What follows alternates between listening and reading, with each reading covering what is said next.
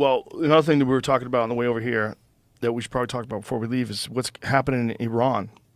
Like, what is going on over there with, I told you there was like 14,000 plus people that they might sentence to death for protesting.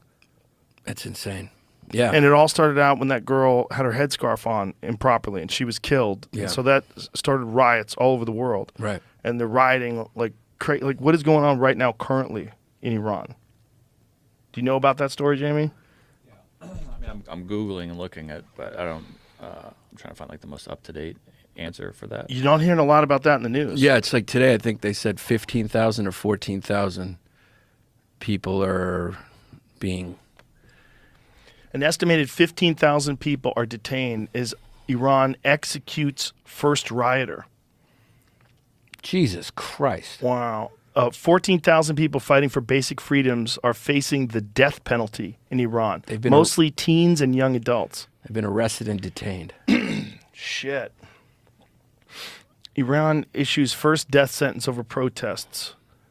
Javid Rehman, special UN reporter on the situation of human rights in Iran, last week said as many as 14,000 people had been arrested. Dude, have you seen pictures of Iran before the theocracy took over? Like, it was just like... Yeah. And same with Afghanistan. It's just fucking chill. Rapper who protested over death of Masha Amini faces execution in Iran.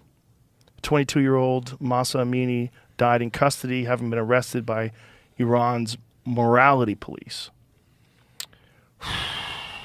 This is crazy.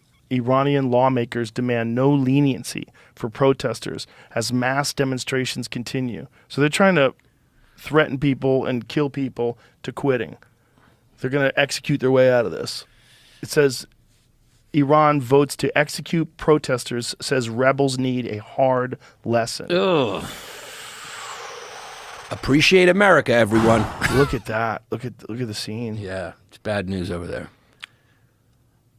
I wonder what happens if imagine this one girl got killed and that's what started this off. If they really do execute 14,000 people, Iran's parliament voted by a majority, 227 out of 290, to execute all protesters. Wow. The authorities emphasize that the rebels need to be taught the most hard lesson. Holy fuck, dude. It's unclear when the executions will be carried out, but the task will potentially be significant. As of Thursday, CNN reports about 14,000 people have been arrested in connection with the recent protests. On Tuesday, Carnegie Endowment fellow Karim Sadjapour said the number was nearing 15,000. That's why it's important to have separation of church and state. Scroll back down, please. It says in the last 8 weeks, Iran's regime has killed over 300 protesters, imprisoned nearly 15,000, and threatened to execute hundreds more. Yet Iran's women persist. Today, female university students removed their forced hijab and chant, "I am a free woman." That is real oppression, folks. That's what real oppression looks like. Well, we got our problems here, too. There is a wage gap of 25 cents or something. Look at this, man. This is wild. And they're wearing masks. Do you think they're wearing masks to hide their identity, or do you think they're afraid of COVID? I think they're hiding their identity. Yeah, because think about what they're doing. I mean, they're going up against. I mean, they have to be brave as fuck. They're going up against possible real death. Wow. This is wild. Makes you appreciate America, man. This is scary shit, man. That's scary shit. That is really scary. It's hard for people to believe that could happen here. It really is. It's hard for people, but you have to realize that's happening somewhere in the world in 2022 while we're enjoying lattes from Starbucks and fucking Netflix. In other parts of the world, you have to dress a specific way or you will be killed. That is happening in a modern country with the internet. Yep.